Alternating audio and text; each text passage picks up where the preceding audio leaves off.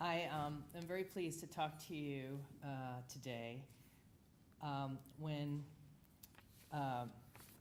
Roger invited me, it was September 29th of 2016, and he said, "We realize that U.S. policy may change between now and April with unknown consequences for refugee assistance and resettlement." And so my talk today will be how refugee policy changed between then and now and what the consequences have been so far. And you know, if it's all right with you all, I'll speak from a very personal point of view. We've had Dimitri have an excellent analysis, as only he can do, of these overall global trends and phenomenon, and Alex presenting this, what I feel, potentially path-breaking way forward, which I really need to hear, frankly, because my presentation is sort of more downbeat about where we are in the United States and where our domestic political scene is in terms of helping refugees.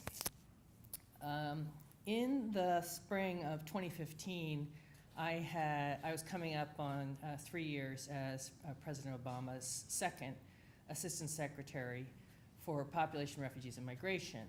And we had 3 tools to help refugees around the world and other victims of conflict. One was money.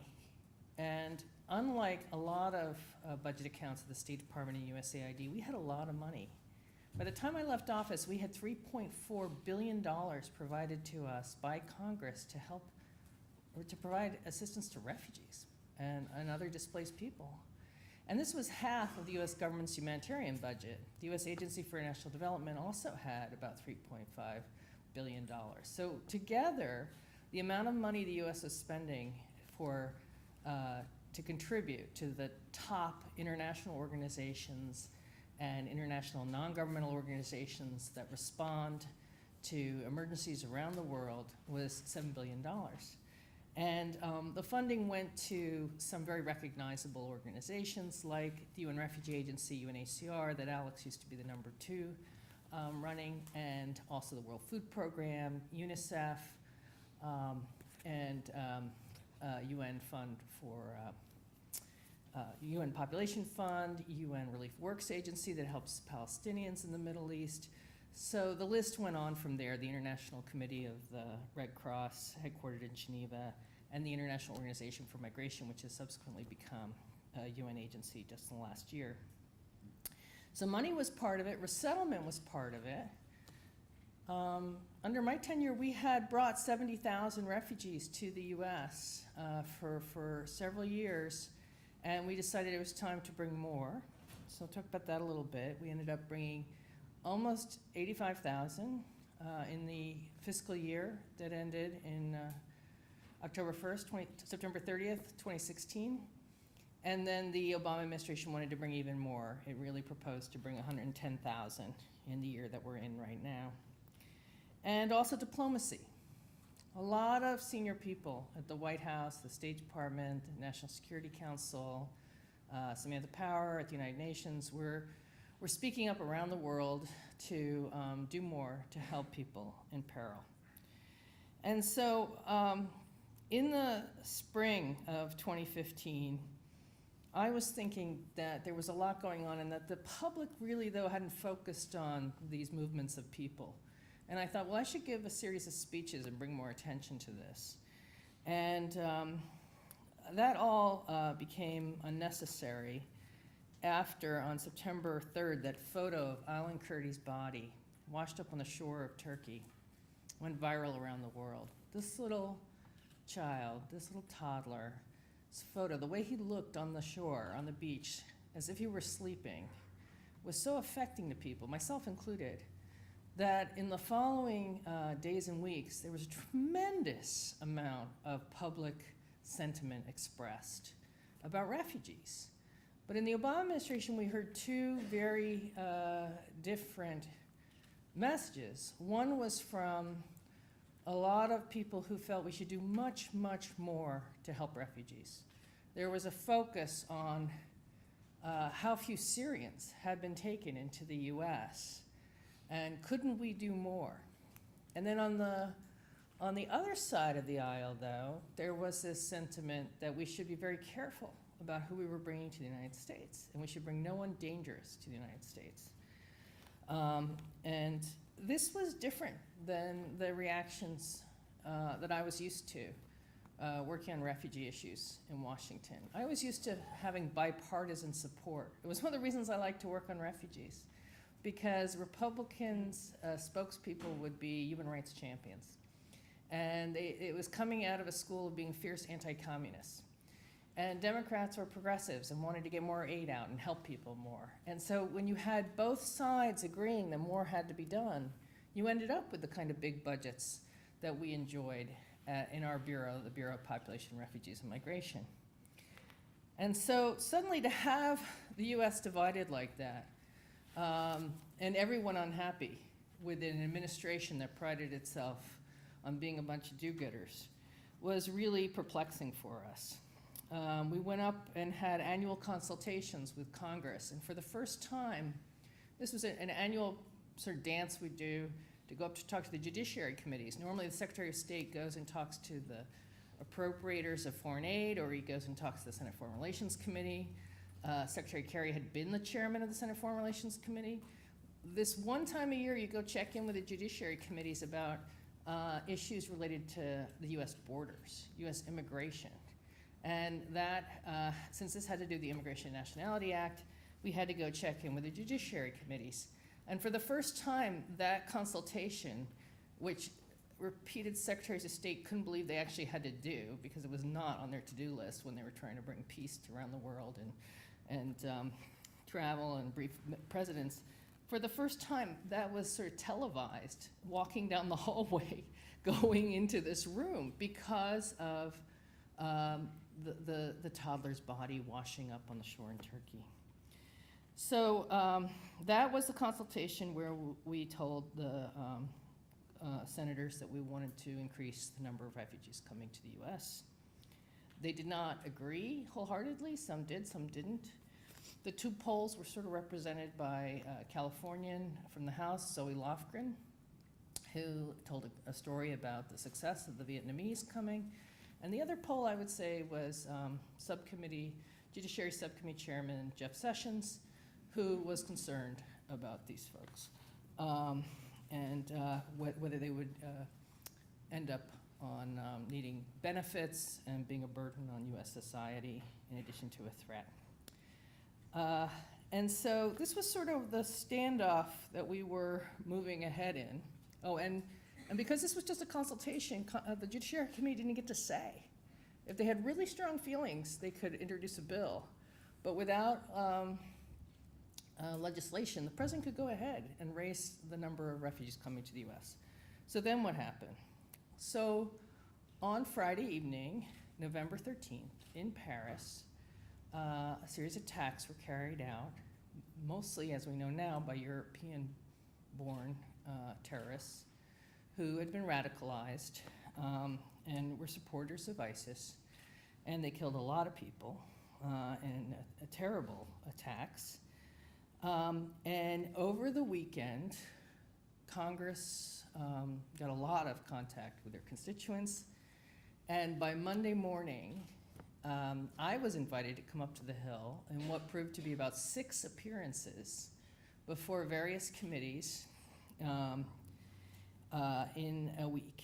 And also between Tuesday morning and Thursday night of that week, the House of Representatives introduced a bill that would have, for all intents and purposes, stopped the resettlement of refugees in the US because it said that every refugee case had to be signed off on by 3 people, the Secretary of Homeland Security, the head of the FBI, and the Director of National Intelligence.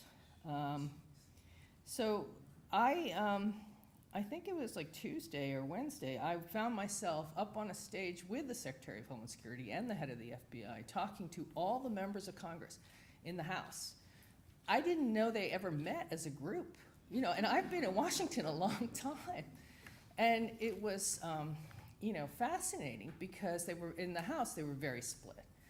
because you had members from really safe districts.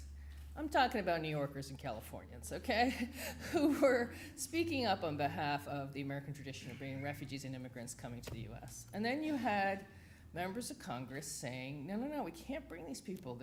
They would say things like, there's no vetting, or there's weak vetting, and that what we needed was extreme vetting. And during the course of the week, as we did these testimony, I would get this, there's no vetting. And then they would say to me, now, tell me what kind of vetting you do. And so they didn't hear necessarily, this sort of dissonance of not knowing the facts before moving ahead to have a view on this. On that big meeting where I was up with the director of FBI, he announced in front of everyone that he really didn't know who the people were coming out of Syria. He had no background information on them. And this is when I woke up and realized the head of the FBI is not a member of the administration. He serves a 10-year term that crosses from administration to administration, because that quote, that we didn't have the material, the background on who these people were, haunted us then for months and months and weeks, and you'll still hear it today. But of course, Director Comey has become more of a public figure in the interim. But at that time, I really found it very difficult to counter the fact that the nation's top law enforcement agent had said that these folks were dangerous. That's how it was perceived. And I was trying to push back, why would the head of the FBI know rural farmers from southern Syria walking into Jordan? Why would he have files on them? I think, a lot of the thinking was based on the fact that we did have files on people in Iraq and Afghanistan who had worked with US troops and then sought to flee because their lives were threatened. But in most countries, most refugees are not known to American law enforcement before they set out. They are known, however, because we do have such a thorough vetting process by the time they're invited to come. I had members of Congress say that we ought to check with Bashir Assad to find out if these people were okay or not. And this is a very hard question to take from a member of Congress when you're being televised, and say, no, some of the people that we want to help are people who've been tortured by Assad's police, who have been in prisons, who are fleeing the Assad regime. It was pointed out to us, and this is true, that ISIS had announced it would exploit the program. It would try to exploit the program. And that's true, but that doesn't mean that it will succeed in exploiting the program, especially because the vetting is so strenuous and takes so long. It took 18 to 24 months on average to bring refugees to the US. And then also, the legislation that was introduced and passed that week was said to be just a pause. We just need they would say, what's wrong with this? We're so concerned about bringing refugees here. What's wrong with just a pause? It seems so commonsensical and reasonable to just pause this enormous program. But of course, I had that hang up of the pause not being based on anything real. And then there was this desire too to help Christians, especially Christians, to bring Christians instead of Muslims, because they were seen as particularly in need of resettlement. And there was truth to this, that some Christian groups were really being persecuted. But our program was not based on what your religion is or was, but on the extent to which you were persecuted. And then usually if you go back and you read through the congressional record on the debate on that bill, you can hear all of these sentiments, and a lot of it was blaming President Obama for Syria and frustration about Syria, and that hasn't gone away. But I think at heart, one of the messages that people were not articulating well, but that was driving this, was the sense that there was something particularly threatening about Muslims. So when Alex Alenikov says, why aren't we treating Syrians like we treated Cubans, I would say the difference is Cubans were Catholic or had no religion, and the Syrians are Muslim. And this anti-Muslim sentiment is not said out in the open very often, but I think that really underlines a lot of this, that ordinary Americans who may have not met an American Muslim or an overseas Muslim have conflated in their minds Muslims with terrorists, and that Muslims will come here and will introduce Sharia law, and that we will all then live under Sharia law. And so if you look back in our history, I was always happy and proud to talk about, the American tradition of being a home for immigrants and refugees. But if you look back at the actual history, with each wave of people that have come in, we usually try to shut the door against the next wave coming.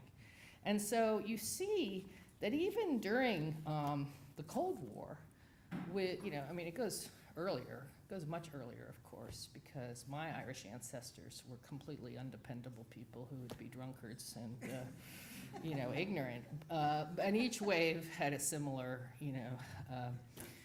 insults launched at them. But even the height of the Cold War, when you had people fleeing Hungary and the Czech Republic, the thinking was, well, there could be spies sprinkled in among them who are communists and will be introducing communism into our country. This included sometimes Jewish refugees. They'd say, well, they're going to be communists. And then the next sentence you'd hear, and they're also rapacious capitalists, So there's this kind of hypocrisy in the US that, we're not quite certain who these folks are, but we're convinced they won't fit in the United States, has been a problem. So what did the Obama administration do to counter all this? Well, the good news is that after that week, after the Paris bombings, when that piece of legislation was introduced, Thanksgiving happened, and that slowed everything down, and the bill was never taken up by the Senate. So I was very happy for that American tradition. And then around this time, as Dimitri knows, there was a great focus on this EU-Turkey deal going on. We also saw 31 governors come out against the resettlement of refugees in their states.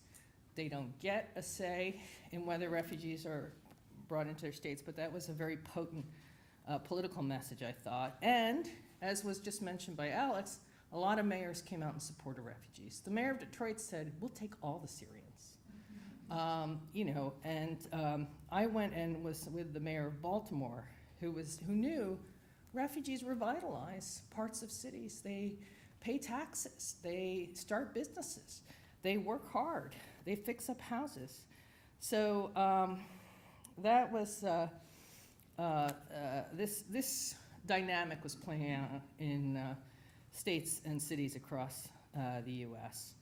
Also in France, where the actual attacks had happened, there was an announcement they would take more refugees. So they were not reacting at their political level the way we were. So what the Obama administration ended up doing over the months that followed was to decide to have a large international conference at the UN when the UN High-Level Week met in September of 2016, and it was called the Leaders Summit on Refugees. It was to not just help Syrian refugees, but refugees around the world, and it had three main goals, three baskets. One was to raise more money for humanitarian purposes around the world. The second was to convince countries to resettle more refugees or allow them in through other pathways. So humanitarian visas, scholarships, medical visas, to give refugees a way to go to a new country. And thirdly, to get the countries that host refugees to do more. And to get them to agree to allow children to go to school and to allow adult refugees to work. So from a diplomatic standpoint, trying to get countries to give more money was something we'd been doing straight throughout. And the big hope was that to get wealthy countries to give more money, and the big hope was that the Gulf states would do that. And that proved to be a difficult lift, especially they would say, well, the price of oil has gone down, And we would say, yes, but you're still very wealthy. And so this would go back and forth. But we really did not make a major change, I think, on that front. The Leaders Summit did raise more money, but this continues to be an issue. And just this week, there was a major pledging conference in Brussels for the Syria crisis, where, again, the same traditional donors were providing assistance for refugees. On resettlement, there was a sense that there were promises to do more, but of course, subsequently, we have now the US reversing course on this. And on asking hosting countries to do more, I mean, this was really insulting to many countries that felt that they had been doing a lot for decades. Countries in Africa and the major hosting countries like Pakistan and Iran, that all of a sudden now that refugees were reaching Europe, suddenly the rest of the world cared and was showing up and having a big conference. But still, for the European leaders, they were very grateful that the US president was stepping forward to do this. They had been looking for US leadership. For us, this was an awkward situation because we were so used to being with the Western European countries on the same side of the table as the major donors, dealing with crises together. So suddenly for them to be caught up in a crisis was for us something that left us somewhat caught off guard. So this was the situation then in late September, and everyone looked then forward to see what would happen in November with the presidential election. And there was a lot of work done in the administration to get ready material to hand off to the next administration. And my sense is, and this will shock no one in this room, there was an assumption that Hillary Clinton would be the next president, and then therefore her team, which would probably be composed of some number of people from the Obama administration reshuffled into the new team, would be ready to take the handoff. So what we see instead is President Trump coming in, and in the political campaign, he had talked and said, some controversial things about refugees. He'd called for extreme vetting, but there was really no explanation of what was meant by that. And so I would say I was not surprised that the Trump administration moved to introduce this executive order. What did surprise me was that they did that 1 week into the new administration. What I had thought, and I had worked in Washington a while, so I'd seen administrations come and go, and I'd seen transitions before. I had thought first they would try to appoint people to jobs. Those people would go up to the Hill for they'd be nominated, and then they'd have to be confirmed, and there'd be conversations about their suitability for the job, what their proposed policies were.